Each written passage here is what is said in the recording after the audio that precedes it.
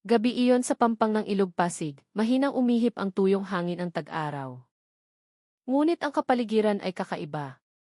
Tila may naghihintay na pumutok. Biglang nag-alab ang madilim na kalangitan sa paligid ng Isla Pulo, nag-iiba sa isang nagbabagang pula. Mataas na umaalpas ang apoy mula sa isang kubo sa hardin na nakatayo ng mag-isa sa gitna ng mga puno.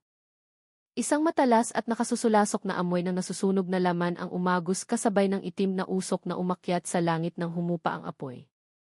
Ilang residente ang naglakas loob na pumasok. Nanginginig ang flashlight sa kanilang mga kamay. Nanginginig ang kanilang hininga sa takot. At doon, sa gitna ng sahig na naging uling na, dalawang sunog na katawan ang natagpuan na nakapatong sa isa't isa sa isang hindi pangkaraniwang posisyon. Tila may sadyang nag-ayos sa kanila bago sila sinunog. Nalaman ng buong purok noong gabing iyon na mayroong isang bagay na mas nakatatakot pa kaysa sa isang simpleng sunog. Ang gabi ng sunog ay hindi talaga naiba sa karaniwan. Ang hangin sa Isla Pulo, isang tahimik na purok sa tabi ng Ilog Pasig, ay tuyo at medyo mainit, isang tanda ng pagtatapos ng tag-araw. Madalas sabihin ng mga matatanda sa purok, kapag mahaba ang tag-araw, madaling uminit ang ulo ng tao. At tila ang kasabihang iyon ay naging katotohanan noong gabing iyon. Sa gitna ng mga punong rambutan at mangga, nakatayo ang kubo sa hardin ni Aling Maria Santos, isang biyuda na matagal nang nabubuhay ng mag-isa. Hindi masyadong malaki ang bahay, ngunit sapat na para sa isang babaeng nabubuhay sa pang-araw-araw sa pagtitinda ng prutas sa palengke. Malawak ang kanyang bakuran, puno ng mga punong siya mismo ang nag-aalaga, o tinutulungan ng pamangkin ng kanyang asawa na si Arnel Cruz. Bukod sa kanyang malayang pamumuhay, si Aling Maria Santos ay kilala ring may naipong pera mula sa pagbebenta ng prutas. Madalas siyang nakikita ng mga kapitbahay na nagtatago ng isang bagay sa isang lumang kahoy na aparador sa kanyang silid. May nagsasabing pera iyon, may nagsasabing ginto. Ngunit walang naglakas loob na magtanong ng direkta. Huwag makialam sa biyaya ng iba, ganyan ang sabi ng mga matatanda sa purok. Noong gabing iyon, mga bandang pagkatapos ng gabi, nakita ng ilang kapitbahay si Mang Ben Garcia, isang lalaking nasa edad na hindi kalayuan nakatira kay Aling Maria, na naglalakad patungo sa bahay ng babae. Madalas bumisita si Mang Ben. May nagsasabing malapit sila, may nagsasabi namang matagal na silang magkaibigan. Ngunit sa isang maliit na purok, ang pagdating ng isang lalaki sa bahay ng isang biyuda ay laging nagiging usap-usapan. Ngunit noong gabing iyon, walang masyadong nagbigay pansin. Bawat isa ay abala sa kani-kanilang gawain. Samantala, sa ibang lugar, si Arnel Cruz, isang binata na malakas ang pangangatawan ngunit tamad, ay nagpapabalik-balik sa kanyang sariling balkonahe. Ang kanyang mga mata ay balisa, ang kanyang isip ay gulong-gulo. Ilang araw na ang nakalipas, pinilit siya ng isang taong nagpakilalang small-time na kolektor ng utang. Natalo si Arnel sa isang maliit na sugal sa kainan at ang perang hiniram niya ay hinihingi na. Kung hindi ka magbabayad ngayong linggo, mag-ingat ka, ang banta na paulit-ulit na umaalingaw sa kanyang tainga. Alam ni Arnel na gulo ang kanyang buhay, ngunit hindi niya inaasahan na aabot siya sa ganito kalaking desperasyon. At sa gitna ng pagkabalisang iyon, lumitaw ang isang madilim na ideya na matagal na niyang itinatago. May ginto si Aling Maria. Alam ko kung saan niya itinatago. Kung makakakuha ako ng kaunti, sapat na para mabayaran ang utang at ang natitira ay magpapaganda ng aking buhay. Ngunit ang pagnanais na sa simula ay isang imahinasyon lamang ay unti-unting lumaki at naging intensyon, parang isang maliit na apoy na hinipan ng hangin. Noong gabing iyon, nagplano si Arnel na puntahan ang bahay ni Aling Maria para manghiram ng pera. Ngunit sa kaibuturan ng kanyang puso, naghanda siya ng isang mas masamang plano. Mga bandang 8:00 ng gabi, nakita si Aling Maria na nagbabalot ng prutas sa kusina. Nang dumating si Arnel, kumatok siya sa pinto habang nagpapanggap na nagdadala ng balita na nais niyang humiram ng kaunting pera para rentahan ang isang maliit na lupa para makapagtanim ng papaya. Ginamit niya ang pinakamahinhin na tono upang hindi maghinala. Si Aling Maria, nakilala si Arnel mula pa noong bata pa ito, ay nagbukas ng pinto ng walang pag-aalinlangan. Bukas na lang, iho. Gabi na. Hindi ko dito itinago ang pera. Kailangan ko pang buksan sa silid, sabi niya habang nakangiti pa rin. Ang sagot na iyon sana ang nagtatapos ng usapan. Ngunit sa mata ni Arnel, ang sagot na iyon ay nagbukas ng isang bagong pagkakataon. Si Aling Maria ay nag-iisa. Si Mang Ben ay baka uwi na. At ang aparador na pinagtataguan ng ginto ay nasa silid. Tumingin siya sa paligid. Walang tao, walang kapitbahay na dumadaan. Ang bahay ay medyo malayo sa iba pang bahay, tanging ang maliit na lampara ng langis sa balkonahe ang nagbibigay liwanag. At nang tumalikod si Aling Maria upang bumalik sa kusina, ang sandaling hindi nakaharap ang kanyang likod kay Arnel, doon kinuha ng kadiliman sa loob ni Arnel ang kontrol. Isinara niya ang pinto, mabilis na lumapit, at bago pa man namalaya ni Aling Maria kung ano ang nangyayari, tinakpan niya ang bibig ng babae gamit ang kanyang kamay habang itinutulak ang kanyang katawan sa sahig. Lumaban siya, ngunit mas malakas si Arnel. Naputol ang kanyang hininga, naputol ang kanyang sigaw sa kanyang lalamunan. Sa pagkasindak, mariing dinaga ni Arnel ang liig ng babae. Nang lalong mariin, humina ang katawan ni Aling Maria. Sa loob ng ilang minuto, hindi na gumagalaw si Aling Maria Santos. Nanlaki ang mga mata ni Arnel, humihingal. Ang kamay na nagdiin sa liig kanina ay nanginginig ng husto kasabay ng pagkawala ng isang buhay. Napagtanto ni Arnel na hindi na siya makakabalik, hindi na niya kayang iligtas ang anuman, hindi na niya kayang magkunwari. Ang kanyang hakbang ngayon ay pasulong na lamang sa hukay na kanyang hinukay. Hindi pa nawawala ang panginginig, nakarinig si Arnel ng mga yapak sa labas ng bakod. Isang boses ang tumawag, Aling Maria. Aling Maria, ako ito, si Mang Ben. Tila huminto ang dugo ni Arnel. Dumating si Mang Ben sa pinakamaling oras, sa pinakamadilim na sandali. At mula dito, ang trahedya ay dumoble.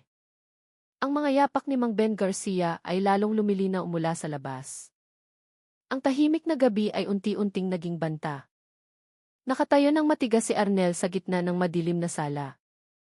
Ang kanyang hininga ay naputol-putol. Ang kanyang palad ay mainit pa rin mula sa buhay na kinuha niya kay Aling Maria Santos.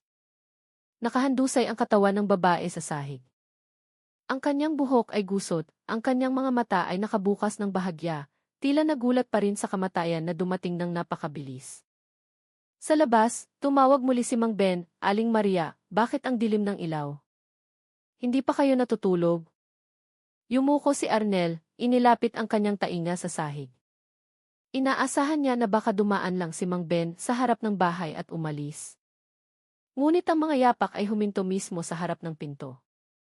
Kumatok si Mang Ben ng 2 beses, sapat na malakas para umalinggaw sa buong bahay. Tok-tok. Ipinikit ni Arnel ang kanyang mga mata. Ibig sabihin niyan walang atrasan. Alam niya na si Mang Ben ay isang mapagmalasakit na tao at tiyak na magtataka kung hindi sumasagot si Aling Maria. Kung papasok si Mang Ben at makikita ang bangkay ni Aling Maria, tapos na ang lahat. Kulungan, eskandalo sa purok, kahihiyan sa pamilya, utang na hindi mababayaran, ubos na ang kanyang buhay. Ang ideyang iyon ay parang bulong ng demonyo na gumagabay sa kanya.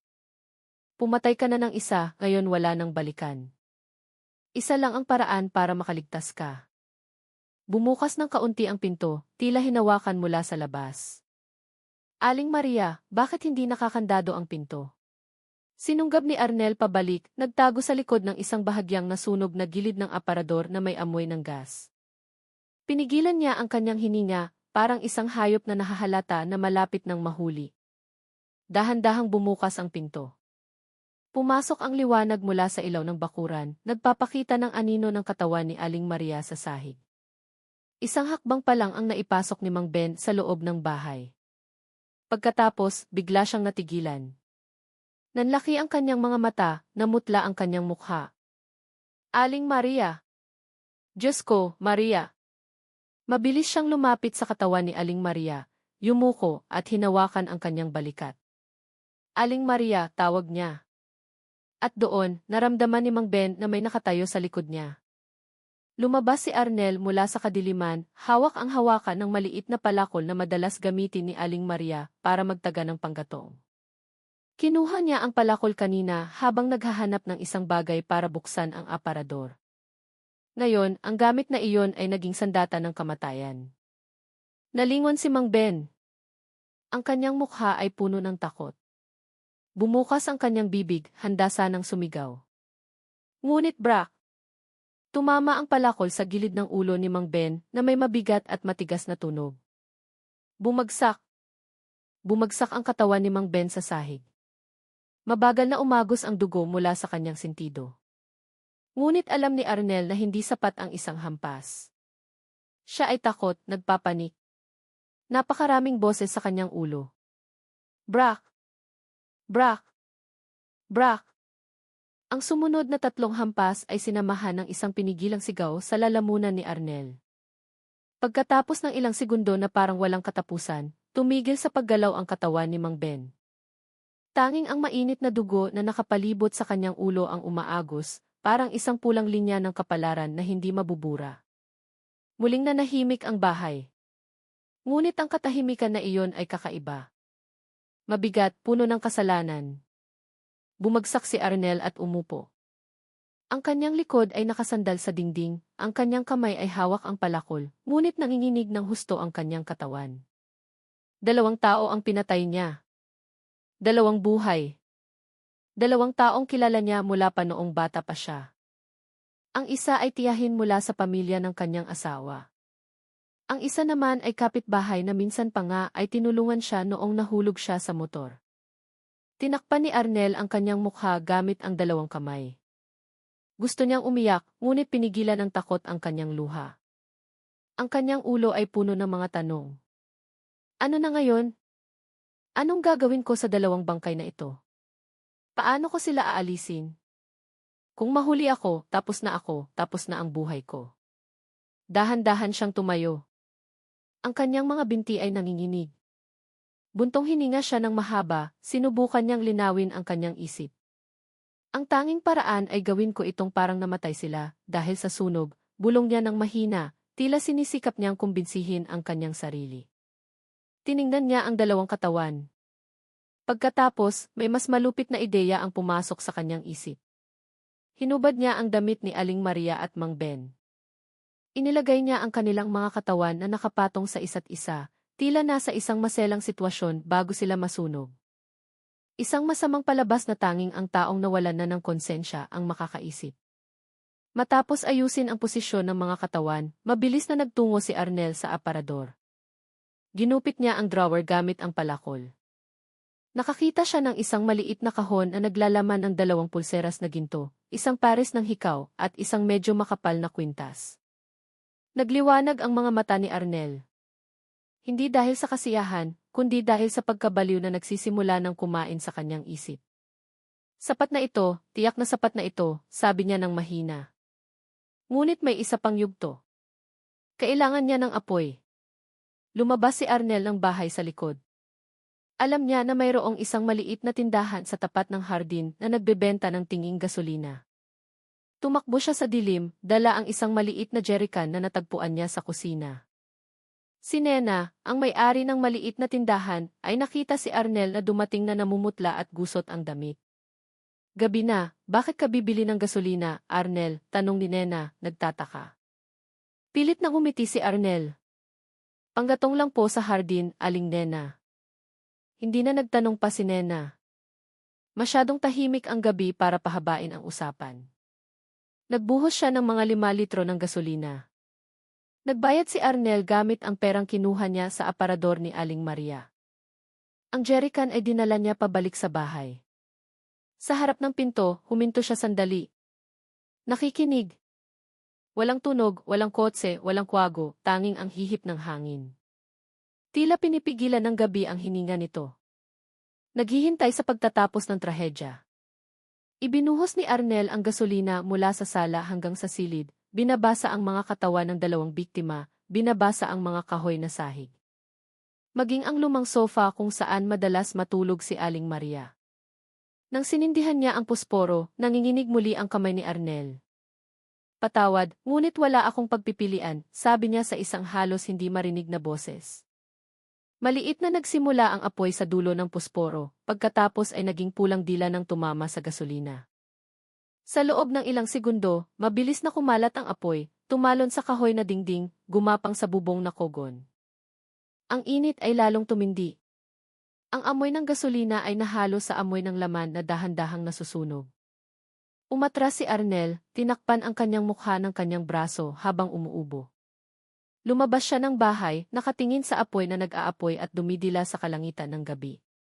Hindi niya alam na mula sa malayo, isang kapitbahay na nagngangalang Mang Teban ay kalalabas lamang ng bahay upang magpahangin at nakita ang kakaibang liwanag na sumasalamin sa gitna ng mga puno.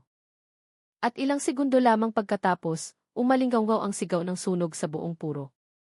Tumakbo si Arnel papalayo, sumisingit sa pagitan ng mga anino ng mga puno, bago pa man dumating ang mga residente. Ngunit hindi siya tumakbo ng malayo. Huminto siya sa likod ng isang malaking puno. Pinapanood ang apoy na tumupok sa bahay ng tiyahin na nagbigay sa kanya ng pagkain at trabaho. At sa likod ng katawan na nagtatago, dahan-dahang nag-iba ang mukha ni Arnel. Hindi pagpapanik, hindi kalungkutan, kundi takot na nahaluan ng huwad na paniniwala. Bukas, magpapanggap akong tumulong sa pagpatay ng apoy. Walang maghihinala. Hindi niya alam na ang desisyong iyon ang magiging simula ng kanyang pagbagsak. Ang apoy ay mabilis na umalpas, kaya sa loob ng ilang minuto, ang buong bahay ni Aling Maria Santos ay naging isang nagliliyab na pulang apoy. Isa-isang tumakbo ang mga residente mula sa makipot na eskinita, nagdadala ng mga timba, tabo, maging basang sako upang subukan na patayin ang apoy. Ang sigaw ay nahalo sa tunog ng gumuguhong kahoy. Lumikha ng isang kaguluhan na nagparamdam na napakahaba ng gabing iyon. Sa gitna ng pulutong ng mga residenteng abala sa pagpapanik, dumating si Arnel Cruz na hinihingal. Ang kanyang mukha ay ginawang tila nagulat. Ang kanyang mga mata ay nanlalaki na parang isang taong nakakita lamang ng isang malaking sakuna.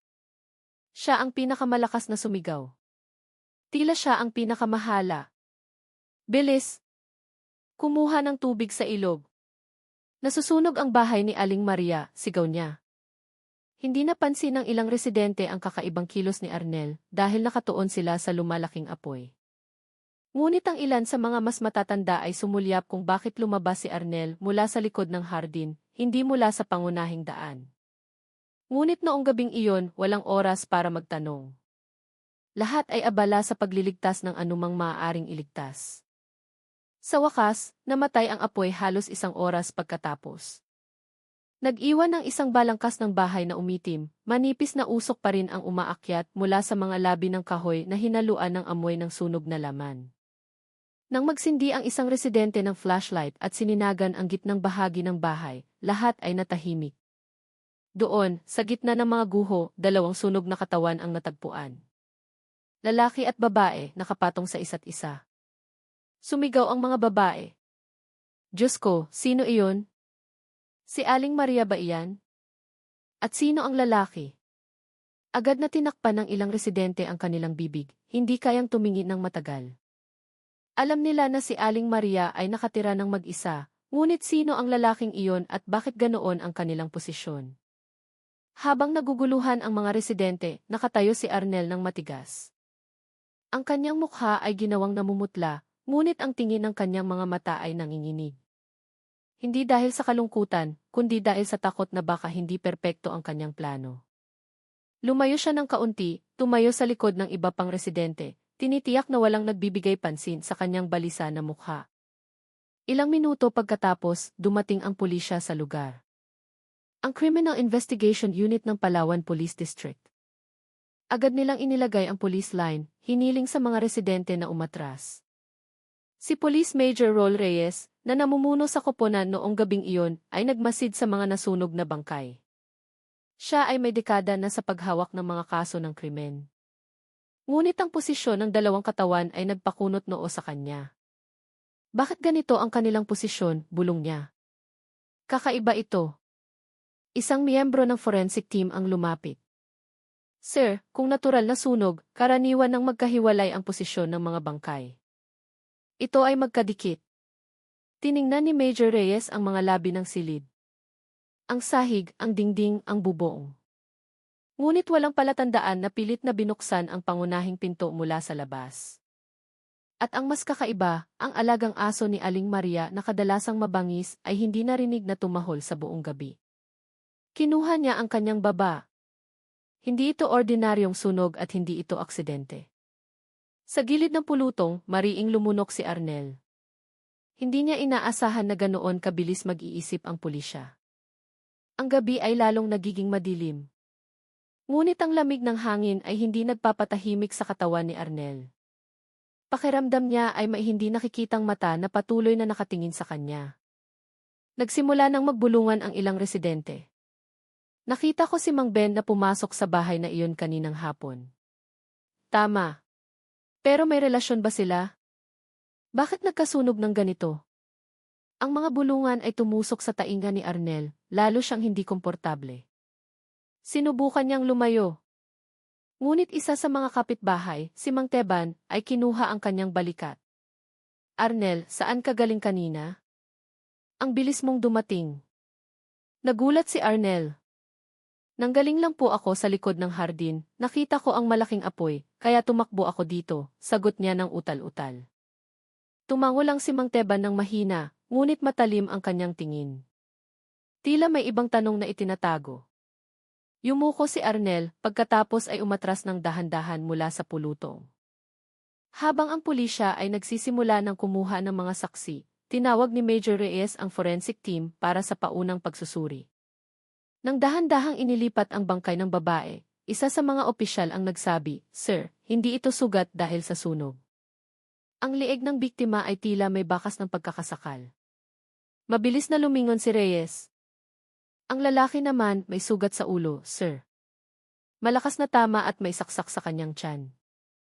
Tumigas ang mukha ni Major Reyes. Tumayo siya, nakatingin sa mga guho ng bahay na umuusok pa rin. Noong gabing iyon, sa loob ng ilang minuto, ang direksyon ng investigasyon ay ganap na nagbago. Ihanda ang koponan. Hindi ito aksidente. Ito ay pagpatay at pagsunog para burahin ang bakas. Habang nagbabago ang tensyon, naramdaman ni Arnel na nakatayo ng malayo sa likod na halos manlupaypay ang kanyang mga tuhod. Umalingaungaw sa kanyang tainga ang mga salitang iyon. Pagpatay.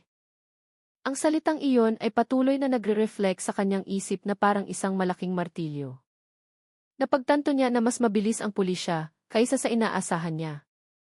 At kung mananatili siya sa purok na ito, usapin na lamang ng oras bago banggitin ang kanyang pangalan.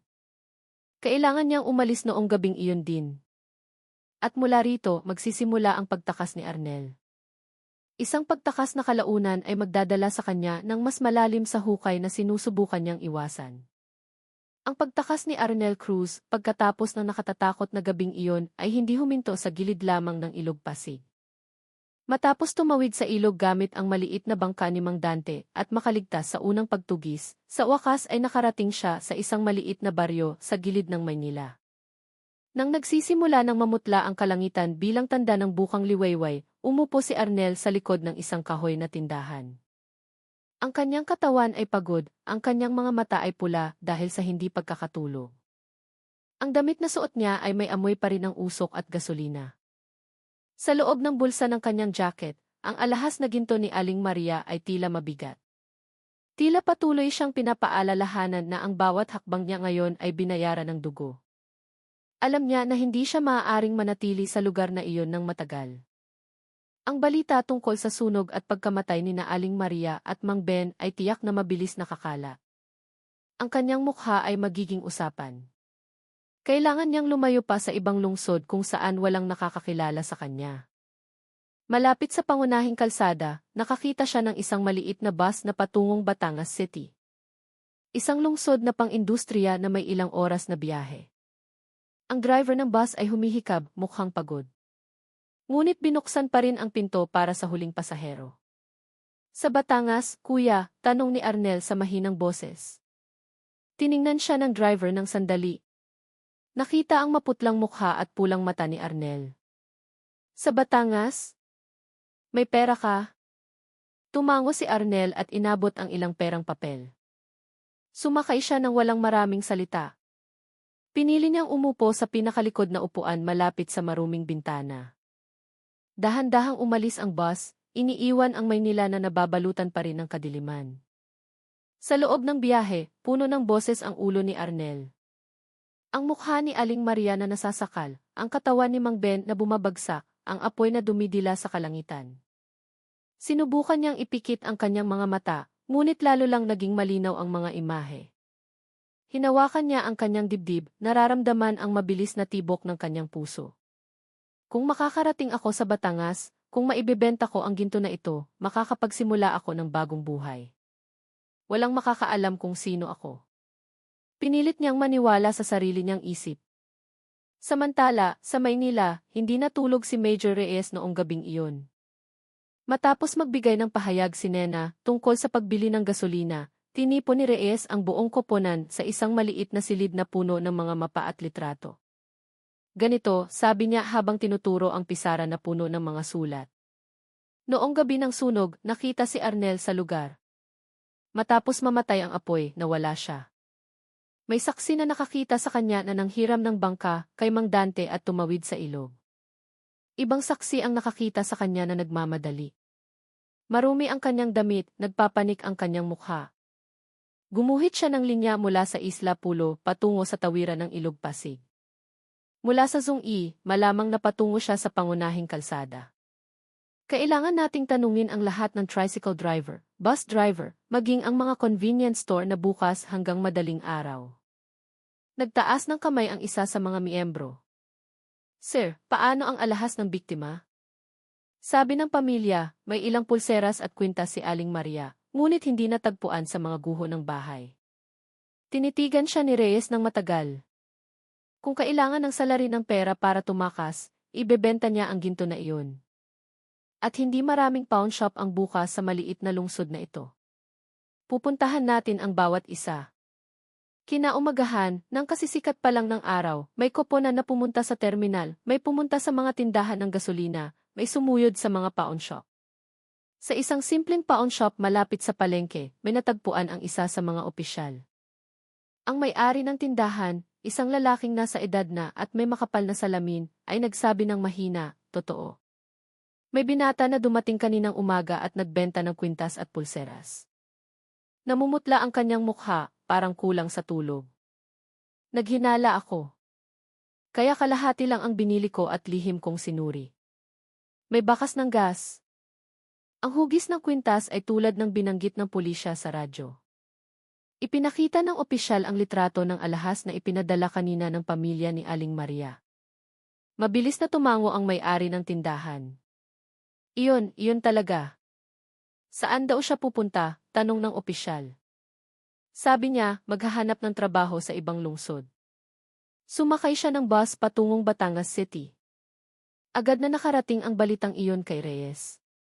Tiningnan niya ang relo sa kanyang pulso. Tanghali na. Ibig sabihin, malamang na nakarating na si Arnel sa Batangas. Sige, sabi ni Reyes. Mabigat ang kanyang boses. Makikipag-ugnayan tayo sa lokal na pulisya. Simula ngayon, hindi na ito usapin lamang ng isang lungsod, kundi isang operasyon sa iba't ibang lugar. Sa Batangas City, huminto ang maliit na bus na sinasakyan ni Arnel sa isang simpleng terminal. Isa-isang bumaba ang mga pasahero. Dahan-dahang lumabas si Arnel. Iniskan niya ang paligid. Ang lungsod na iyon ay Banyaga. Ngunit dahil Banyaga, nakaramdam siya ng kaunting ginhawa. Naglakad siya sa hanay ng mga kainan at sari-sari store bago tuluyang huminto sa harap ng isang maliit na pawn shop malapit sa palengke. Sa salamin sa harap, nakahanay ang mga nagniningning na singsing at kwintas. Lumunok si Arnel. Pumasok siya, sinalubong ng tunog ng isang maliit na kampanilya sa itaas ng pinto. Ano ang kailangan mo, iho? Tanong ng may-ari ng tindahan. Isang lalaki na may magiliw na mukha, ngunit may nagtatakang mga mata. Inilabas ni Arnel ang kwintas at pulseras mula sa kanyang bulsa. Gusto ko po itong ibenta, kuya. Kailangan ko po ng pera. Mana po ng pamilya. Kinuha ng may-ari ng tindahan ang alahas. Sinuri gamit ang isang magnifying glass. Maganda ang ginto. Sapat ang bigat. Ngunit ang balisa na tingin ni Arnel ay nagpaalala sa kanya. Saan ka galing? Tanong ng may-ari, tila nakikipag-usap lang. Sa Maynila po, sagot ni Arnel ng maikli. Maghahanap ng trabaho dito. Dahan-dahang tumango ang may-ari ng tindahan. Ngunit sa kanyang isip, naaalala niya ang anunsyo sa radyo na narinig niya kaninang umaga tungkol sa sunog at ang hinalang pagpatay sa gilid ng ilog Pasig. Nabanggit na posibleng may nawawalang alahas. Nag-isip siya sandali pagkatapos ay nagdesisyon na bilhin ito. Sige, bibilhin ko, ngunit hindi ito mataas ang presyo. Nagmamadali ka sa pera, di ba? Tumango si Arnel. Kahit magkano, kuya. Matapos ang transaksyon, lumabas si Arnel ng tindahan na may hawak na pera. Naramdaman niyang gumaan ng kaunti. Gamit ang pera, maaari siyang umarkila ng kwarto, kumain ng ilang araw, at marahil ay lumayo pa. Ngunit hindi niya alam na ang may-ari ng pawn shop, matapos siyang umalis, ay agad na isinara ang pinto, pumasok sa likod, at sinindihan ang maliit na radyo ng komunikasyon na nakatago. Hello, Police Outpost, gusto kong mag-ulat. Siguro may kinalaman ito sa kaso sa Maynila. Ilang oras pagkatapos, sa himpilan ng pulisya sa Batangas City. Nakakabit na ang litrato ni Arnel sa internal announcement board. Isang batang opisyal ang nagpaliwanag sa kanyang mga miyembro. Ang target ay maaaring nasa lungsod pa rin. Pagod siya, kararating lang at wala pang koneksyon. Maghahanap siya ng murang kwarto, kainan o lugar ng libangan na hindi nagtatanong ng pagkakakilanlan. Hatiin natin ang koponan. Suyurin ang lahat ng in. Samantala, nakaupo si Arnel sa sulok ng isang maliit na kainan malapit sa istasyon. Nakayuko, hawak ang malamig na baso ng kape. Sa harap niya, may maliit na telebisyon na nakasabit sa dingding, nagpapalabas ng balita sa tanghali. At doon, sa maingay na screen, lumabas ang balita tungkol sa sunog sa gilid ng ilog Pasig. Nabanggit ang pangalan ni Aling Maria Santos, ang pangalan ni Mang Ben Garcia. At sa pagtatapos ng ulat, binanggit ng isang reporter ang isang pangungusap na nagpahulog sana ng baso sa kamay ni Arnel. Opisyal nang hinahabol ngayon ng pulisya ang isang suspect na nagngangalang Arnel Cruz. Malaki ang hinala na siya ang salarin sa pagpatay, pagkatapos ay sinunog ang bahay ng biktima upang burahin ang bakas. Ilang mata ang dahan-dahang lumingon sa isang direksyon, sa sulok kung saan nakaupo si Arnel. Dahan-dahang itinaas ni Arnel ang kanyang mukha, nakatagpo ng tingi ng may-ari ng kainan, dalawang truck driver, at isang dalagang bagong pasok at may dalang tray. Ang dalagang iyon ay hindi banyaga sa kanya. Siya si Lina, ang babaeng naglakas loob na pumunta sa himpilan ng pulisya sa Maynila noong nakaraang gabi. At ngayon, nang hindi namamalaya ni Arnel, nagkita silang muli sa lungsod na inakala niyang magiging lugar ng kanyang pagtakas. Nang tumayo si Lina sa pinto ng kainan, halos mahulog ang tray sa kanyang kamay. Nanlaki ang kanyang mga mata nang makita ang mukha ni Arnel sa sulok ng silid, ang parehong mukha na nakita niya nang bumili ng 5 litro ng gasolina noong gabi bago ang sunog. Ang mukha na ipinakita ng pulisya bilang suspect sa pagpatay kina Aling Maria Santos at Mang Ben Garcia. Nakita rin siya ni Arnel. Nanigas ang kanyang katawan. Ang kamay na may hawak na baso ay nanginginig ng bahagya. Ang mundo ay tila huminto sandali sa pagitan nila. Lumunok si Lina, sinubukan niyang itago ang kanyang pagkagulat. Pilit siyang humiti ng bahagya sa ibang mga customer, pagkatapos ay pumasok na parang walang nangyayari. Iwinaksi ni Arnel ang kanyang mukha patungo sa bintana. Ngunit alam niya na nakilala siya ni Lina. At kung nakilala siya ni Lina, maaga o huli, malalaman ng pulisya na nasa Batangas siya. Lumapit si Lina sa ibang mesa, nagsilbi sa mga customer, ngunit ang kanyang mga mata ay balisa na nakatingin kay Arnel. Mabilis ang paghinga niya. Sa kanyang isip, isang tanong lang ang naroroon. Kailangan ko bang sabihin sa pulisya? Naalala niya ang 2 sunog na bangkay sa balita. Naalala ang mukha ni Major Reyes na humiling sa kanya na maging tapat noong nakaraang gabi. At naalala ang kanyang sariling takot nang makita si Arnel na bumibili ng gasolina na magulo ang mukha. Nang bumalik siya sa kusina upang kumuha ng order, ang may-ari ng tindahan, isang babaeng 50 anyos, ay nagtatakang tumingin sa kanya. Bakit ka ganyan, Lina? Ano ang nakita mo? Mahinang sumagot si Lina, halos pabulong. Iyon po ang taong hinahanap ng pulisya. Nagulat ang may-ari ng tindahan. Ang nasa gihi. Dahan-dahang tumango si Lina.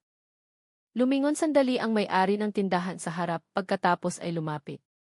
Huwag kang magsalita ng malakas. Kunin mo ang cellphone ko, tawagan mo ang pulisya. Nag-aalangan si Lina sandali. Nanginginig ang kanyang kamay nang tanggapin niya ang cellphone. Lumayo siya ng kaunti sa sulok ng kusina, pinindot ang numero na ibinigay ng pulisya noong nakaraang gabi. Hello, sir.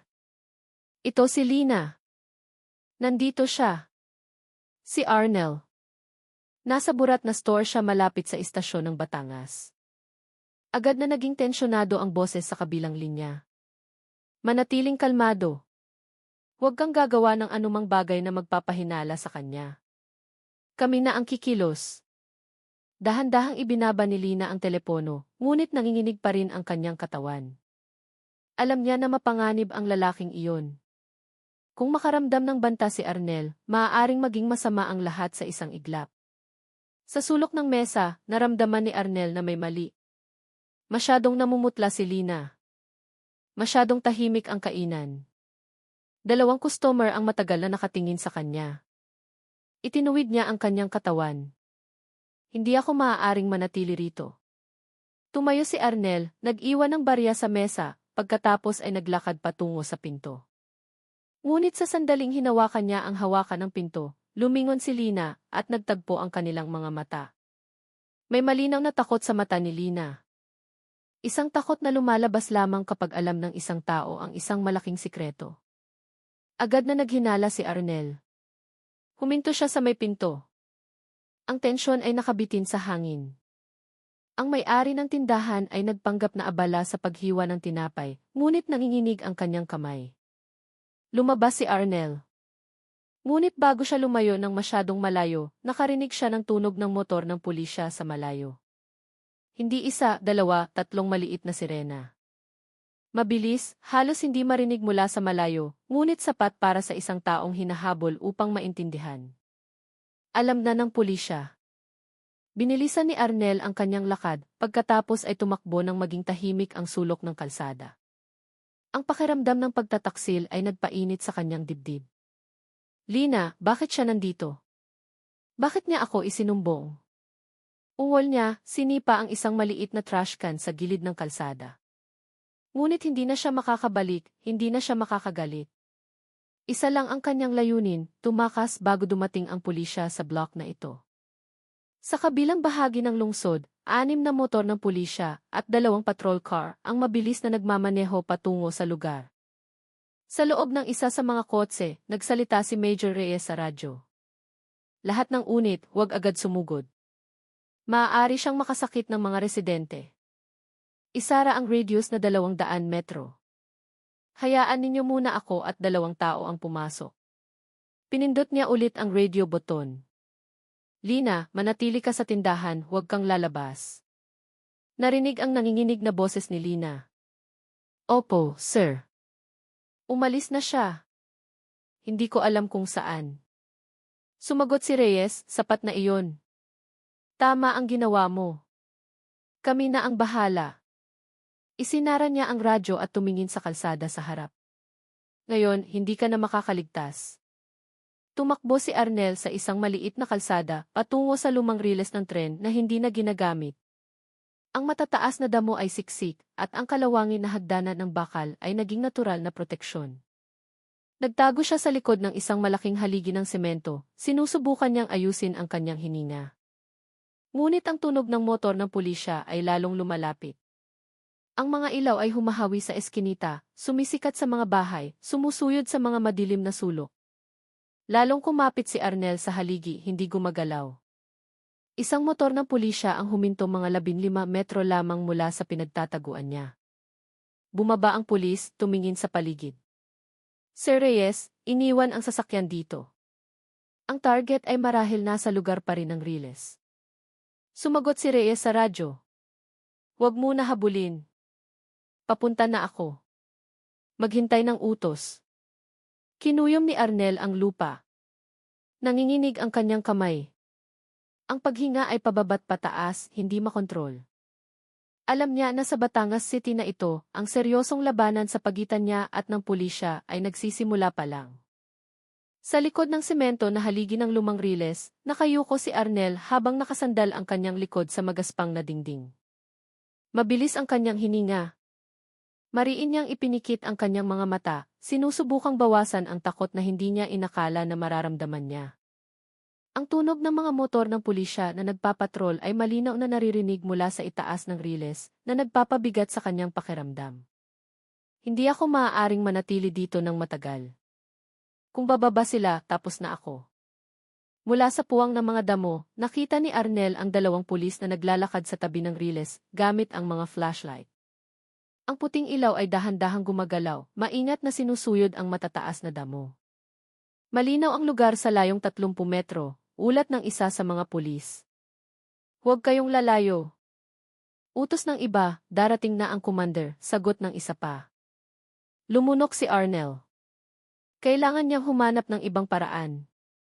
Gumapang siya sa kaliwang gilid ng riles.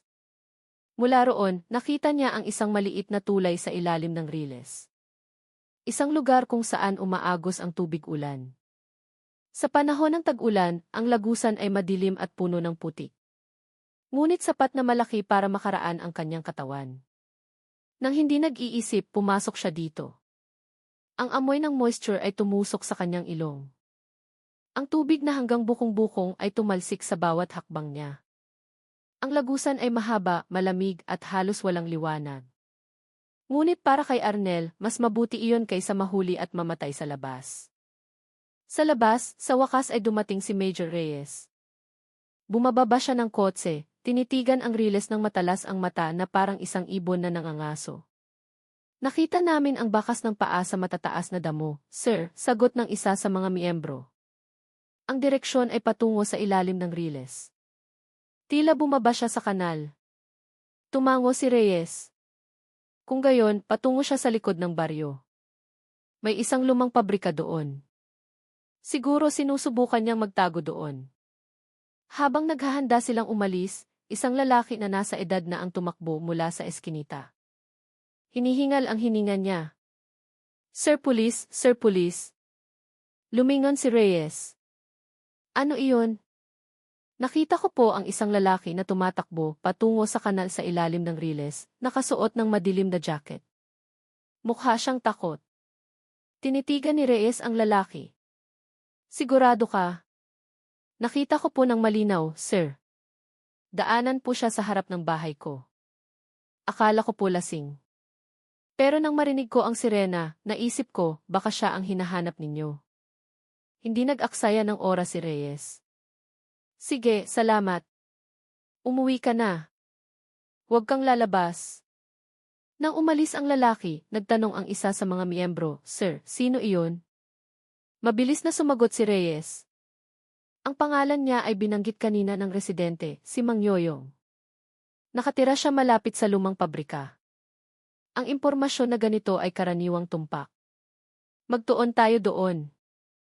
Sa loob ng lagusan sa ilalim ng riles, gumapang si Arnel palabas sa kabilang gilid ng kanal. Ang kanyang mga paa ay basa at may putik. Ngunit hindi siya huminto. Sa harap niya, isang daanan lang, isang bakanting lugar patungo sa lumang pabrika na hindi na ginagamit. Ang malaking gusali ay mukhang isang nakalimutan na gand. Kalawangin na bakod, basag na bintana, dingding na puno ng vandalism.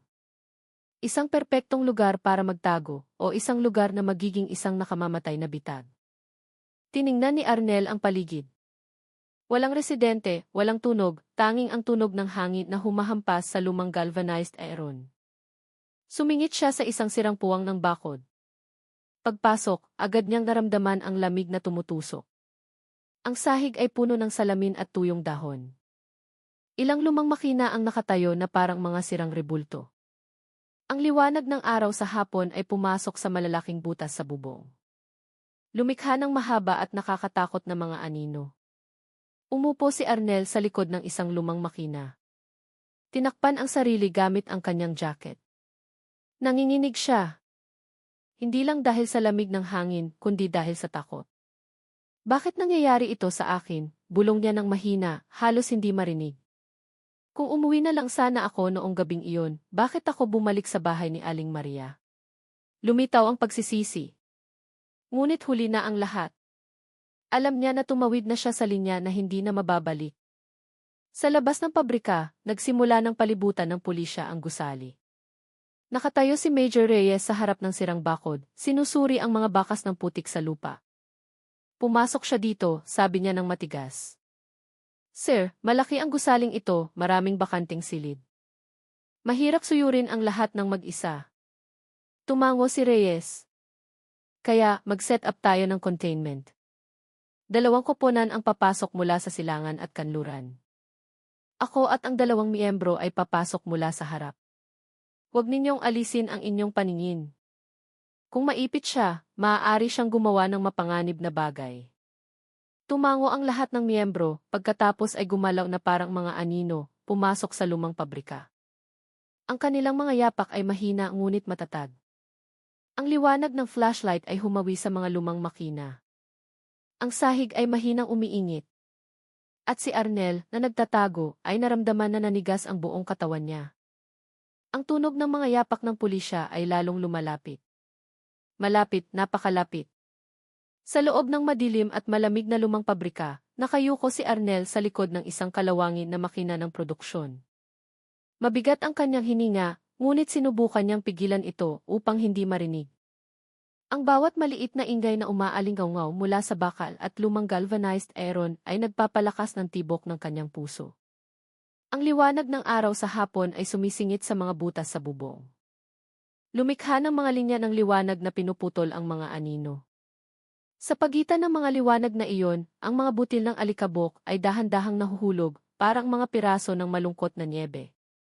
Mula sa malayo, umalinggaw ang boses ni Major Reyes. Koponan 1, pumasok mula sa kanlurang bahagi. Koponan 2, mula sa silangan. Huwag ninyong bitawan ang mga blind spotty. Lalong yumuko si Arnel. Alam niya ang boses na iyon. Ang boses na patuloy na humahabol sa kanyang mga hakbang mula noong gabi ng trahedya sa Isla Pulo. Isang boses na parang tambol ng digmaan. Lumalapit, lumalapit at lumalapit. Kinagat niya ang kanyang labi, sinubukan niyang mag-isip ng mabilis. Kailangan kong lumabas sa likod na pinto, pagkatapos ay tumakbo sa taniman ng niyog sa likod ng pabrika. Mula doon, patungo sa cross-country road.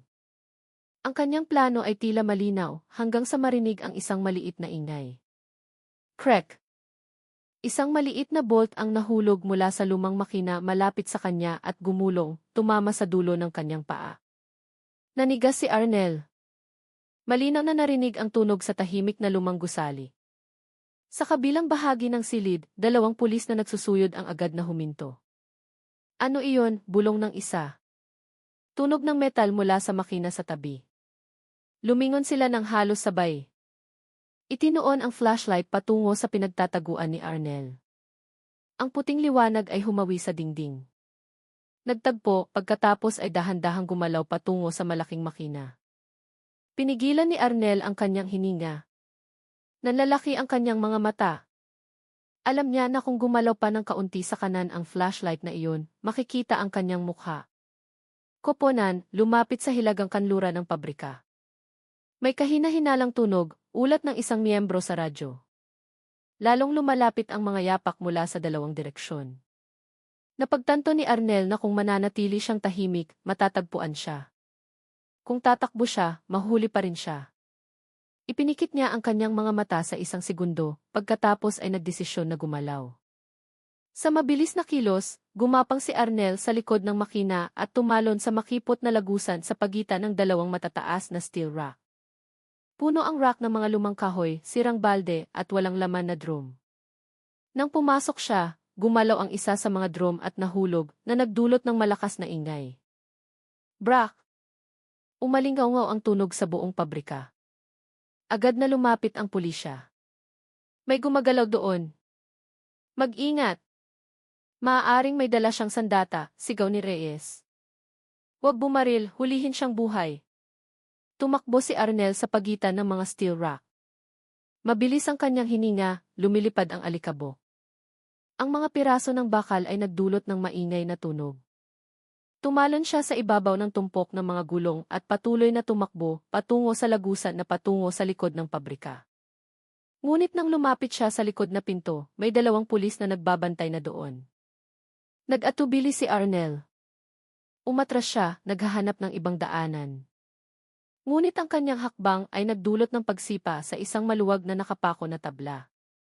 Natanggal ang tabla at tumama sa dingding na nagdulot ng isa pang malakas na ingay. Ilhe! Muli nalantad ang kanyang posisyon. Sumigaw ang isang pulis. Nasa gitnang koridor siya. Harangan ang kaliwang pinto. Huwag siyang bigyan ng puwang. Lumingon si Arnel sa kabilang direksyon, sa madilim na lagusan na patungo sa ikalawang palapag ng pabrika.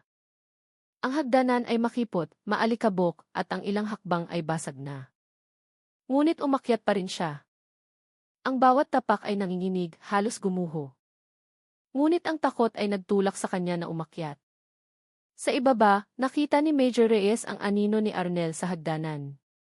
Nasa ikalawang palapag siya. Koponan 1, umakyat sa timog na hagdanan. Koponan 2, palibutan mula sa labas. Ako mismo ang dadaan sa ibang ruta patungo sa maliit na balkonahe sa ikalawang palapag. Nakarating si Arnel sa ikalawang palapag. Ang kahoy na sahig ay bulok at may butas sa ilang bahagi. Ang liwanag ng hapon ay tumagos sa mga basag na bintana. Ginawa ang silid na parang isang labirint ng liwanag at anino. Tumakbo siya sa dulo ng palapag. Natagpuan ang isang maliit na pinto ng bodega na bukas. Pumasok siya at dahan-dahang isinara ang pinto. Ang silid ay madilim, puno ng lumang karton at mga sako ng tela. Yumuko si Arnel sa likod ng tumpok ng mga sako. Muli niyang pinigilan ang kanyang hininga. Narinig ang tunog ng sapatos sa ikalawang palapag. Matatag na mga yapak, hindi nagmamadali. Tiyak na yapak iyon ng isang bihasa. Yapak iyon ng taong alam kung ano ang eksaktong hinahanap niya. Huminto si Major Reyes mismo sa harap ng pinto ng bodega, kung saan nagtatago si Arnel. Hindi niya binuksan ang pinto, tumayo lang siya ng tahimik. Pagkatapos, sa isang mahina ngunit tumatama sa kaluluwa na boses, Arnel. Alam kong nasa loob ka. Tinikman ni Arnel ang kanyang bibig gamit ang kanyang kamay. Nanginginig ang kanyang katawan. Nagpatuloy si Reyes. Wala kang labasan dito. Pinapahaba mo lang ang sarili mong pagdurusa. Sumuko ka na. Tahimik. Kinagat ni Arnel ang kanyang labi hanggang sa dumugo. Arnel, gumawa ka na ng malaking pagkakamali. Ngunit ang pagdaragdag ng pangalawang pagkakamali ay magsasara ng lahat ng pinto para sa iyo. Ipinikit ni Arnel ang kanyang mga mata. Narinig ang tunog ng iba pang pulis na lumalapit mula sa likuran. Commander, sarado na ang lahat ng labasan. Wala siyang makatakasan. Si Arnel ay naipit. Isang maliit na pagkakamali ang nagdala sa pulisya mismo sa pinagtataguan niya. At ngayon, ang maliit na silid na iyon ang naging huling entablado sa pagitan ng pagtakas at katarungan. Sa loob ng madilim na bodega, lalong dinidiin ni Arnel ang kanyang katawan sa likod ng tumpok ng mga sako. Ang kanyang hininga ay humihingal, halos parang ungol ng isang nasugatan na hayop. Sa labas ng pinto, nakatayo si Major Reyes na may tingin na hindi niya makita. Ngunit maaari niyang maramdaman, kalmado, malamig at hindi madaling maloko. Arnel, ito ang huling pagkakataon mo, sabi ni Reyes. Isuko ang sarili mo bago pa lumala ang lahat. Tanging ang tibok ng puso ni Arnel ang umaalinggaw sa kanyang ulo. Mula sa likuran, narinig ang boses ng ibang miyembro. Commander, sarado na ng koponan 2 ang likod na bintana. Wala na siyang labasan. Tumango si Reyes nang hindi lumilingon. CJ, manatili sa inyong posisyon. Katahimikan sa loob ng ilang segundo. Isang katahimikan na tumutusok sa tainga. Pagkatapos, brak. Sinipa ni Arnel ang kahoy na rack sa likod niya, pinabagsak ito at sinara ang bahagi ng sahig na may malakas na ingay. Agad na napuno ng makapal na alikabok ang hangin, nabulag ang paningin. Ginamit niya ang kaguluhan na iyon upang mabilis na gumalaw patungo sa isang maliit na bintana sa sulok ng silid na hindi niya napansin kanina. Ang bintana ay makipot, sapat lang para sa kanyang payat na katawan. Ngunit may isang problema, ang bintana ay nasa ikalawang palapag at nakaharap mismo sa bakura ng pabrika na may lupa na puno ng lumang bakal at basag na salamin. Hindi nag-alala si Arnel. Pilit niyang binuksan ang bintana na nagdulot ng pagbasag ng salamin. Sa labas ng pinto, narinig ni Reyes ang ingay at agad na sumigaw, "Pumasok na kayo ngayon." 2 pulis ang nagtulak sa pinto ng bodega. Ngunit sinipa na ni Arnel ang salamin ang bintana mula sa loob. Pras! Nagkalat ang basag na salamin. Ang ilang piraso ay nakasugat sa kanyang braso at pisngi. Ngunit umakyat pa rin siya palabas. Nang nasa kalagitnaan na ang kanyang katawan, sumugod ang isang pulis sa bodega. Nasa bintana siya. Pigilan siya. Pilit na inilabas ni Arnel ang kanyang katawan ng buo. Ngunit nang ibinaba niya ang kanyang mga paa, hindi niya nakita ang kalawangit na bakal na nakausli sa ilalim ng bintana. Nadapa ang kanyang paa at nahulog ang kanyang katawan. Dabog. Tumama siya ng malakas sa lupa. Tila nasipsip ang hangin mula sa kanyang baga. Ang sakit ay tumago sa kanyang baywang at balikat na nagpaikot sa kanyang paningin. Ngunit sa pagpapanik, pinilit siya ng adrenaline na bumangon muli. Sa itaas, sumigaw ang pulisya. Nahulog siya. Habulin mula sa labas. Pilit na naglakad si Arnel patungo sa likod na bakod ng pabrika. Mataas ang bakod. Kalawangin, ngunit may isang sirang bahagi na maaaring daanan kung pilitin. Gumalaw siya roon, pinipigilan ang sakit na umaagos mula sa kanyang tadyang. Nang malapit na siyang abutin ang bakod, lumitaw ang 2 pulis mula sa kanang bahagi. Tigil! Kamay sa itaas. Lumingon si Arnel sa kaliwa, tanging 3 pulis pa ang nakitang papalapit mula sa direksyong iyon. Hinihingal siya. Tiningnan niya ang lahat ng direksyon, ngunit wala siyang nakitang puwang. Wala siyang daanan. Ngunit ang desperasyon ay nagtulak sa kanya na maging mapangahas. Tumakbo siya sa tumpok ng mga walang laman na drum, sinubukan niyang umakyat upang tumawid sa pader. Nang tumapak siya sa unang drum, gumulong ito. Muling nahulog si Arnel, tumama sa iba pang drum. Brak! Brak! Brak! Ang tunog ng metal na nagbanggaan ay pumutok sa hangin. Lalong lumalapit ang pulisya. Bumangon si Arnel, hawak ang kanyang tadyang. Ang kanyang kamay ay may bahid ng dugo. Pilit niyang inakyat ang kanyang katawan sa ibabaw ng pangalawang tumpok ng drum. Ngunit sa pagkakataong ito, isang malakas na sigaw ang umalingaw sa likuran niya. Tumigil si Arnel. Iyon ang boses ni Reyes. Huminto siya sandali. Lumingon siya. Sa mata ni Reyes, walang galit. Tanging ang katatagan ng isang opisyal na madalas makita ang mga kriminal na lalong lumalalim sa hukay na kanilang hinukay. Huwag mo akong pilitin na gumamit ng puwersa, sabi ni Reyes. Ang kanyang mga hakbang ay matatag, dahan-dahang umaabante. Tingnan mo ang sarili mo. Sugatan ka na. Wala ka nang mapupuntahan. Hinihingal si Arnel, hawak ang drum. Nanginginig ang kanyang tuhod. Maaari akong umalis? Maaari akong lumabas sa lungsod na ito. Yumiling si Reyes. Walang labasan para sa pagpatay, Arnel. Wala. Pilit na umikot si Arnel. Ngunit ang sakit sa kanyang tadyang ay nagdulot ng kawalan ng balanse. Nadulas ang kanyang paa sa madulas na ibabaw ng drum. Muling bumagsak ang kanyang katawan sa lupa. Agad na gumalaw ang pulisya. 3 tao ang humawak sa kanyang braso. 2 pa ang nagdiin sa kanyang likod sa lupa. Sinubukan ni Arnel na kumalas. Bitawan ninyo ako. Bitawan ninyo ako. Ngunit ang ingay na iyon ay nalunod sa tunog ng posas na kumakandado sa kanyang pulso. Click, click. Nakatayo si Reyes sa tabi, nakatingin sa binata na may mabigat na tingin. Tapos na, Arnel. Nanahimik si Arnel. Hinihingal ang kanyang hininga. Ang kanyang mukha ay puno ng alikabok at dugo. Sa kanyang mga mata na dati ay puno ng takot at galit, ngayon ay tanging pagod na lang ang natitira. Ang pagod ng isang taong tumakbo ng napakalayo mula sa isang katotohanan na sa wakas ay humuli sa kanya. Sa labas ng bakod ng pabrika, nagsisimula ng lumubog ang araw. Ang mga tunog ay umalinggaw sa mga lumang dingding. Tila isinasara ang isang madilim na kabanata na sa wakas ay nagtapos. Binuhat si Arnel patungo sa patrol car. Huminga ng maluwag ang lahat ng pulis. Ngunit alam ni Major Reyes na mayroon pang isang mahalagang kabanata na naghihintay. Isang kabanata na magdedesisyon kung si Arnel ay isang takas lamang o isang malupit na mamamatay tao na handang ulitin ang kanyang ginawa. Ang silid ng interogasyon ay maliit, ang mga dingding ay karaan. Ang puting ilaw sa itaas ay sumisinag sa malamig na mesa ng bakal. Nakaupo si Arnel na nakaposas ang kamay. Nakayuko ang ulo, punit ang kanyang damit. Ang ilang galos sa kanyang mukha ay may tuyong dugo pa. Mabigat pa rin ang kanyang hininga matapos ang mahabang pagtugis. Dahan-dahang bumukas ang pinto.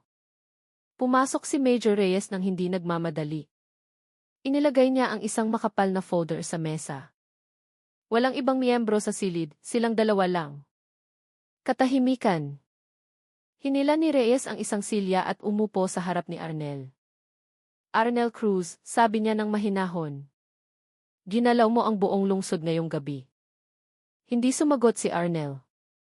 Tinitigan niya ang sahig. Binuksan ni Reyes ang folder. Kinuha ang mga litrato at inayos ang mga ito isa-isa sa mesa. Litrato ng nasunog na bahay ni Aling Maria.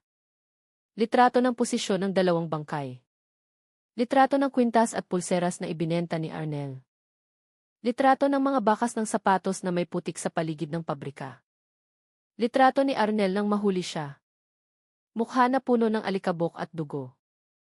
Ang lahat ng ito, sabi ni Reyes habang hinahawakan ang bawat isa, ay tumuturo sa isang tao. Katahimikan. Yumuko si Reyes. Ikaw, Arnel. Dahan-dahang itinaas ni Arnel ang kanyang ulo. Pula ang kanyang mga mata. Hindi ninyo alam kung ano ang nangyari. Hindi ko kasalanan. Bumuntong hininga si Reyes, pinigilan ang sarili. Kung gayon, ikwento mo. Pero bago ka magsalita, gusto kong makita mo ang isang bagay. Kinuha niya ang isang bagong evidence slip, ang audio recording ng pahayag ni Lina. May isang taong nakasaksi sa iyong pagpapanik, sa iyong ekspresyon, sa iyong pagkilos noong gabing iyon. At kilala ka niya, sabi ni Reyes. Nakita kanyang bumili ng 5 litro ng gasolina noong gabi ng sunog. Nakita kanyang balisa. Nakita kanyang tumakbo. Kinuyom ni Arnel ang kanyang kamao sa ilalim ng mesa. Nagsisinungaling siya. Tumingin si Reyes ng diretso sa kanyang mga mata. Ano ang dahilan niya para magsinungaling? Nanginginig pa nga siya nang sabihin niya sa pulisya. Takot siya, Arnel. Takot sa iyo. Lalong humigpit ang kanyang panga. Nagpatuloy si Reyes. Ang boses niya ay lalong lumalalim.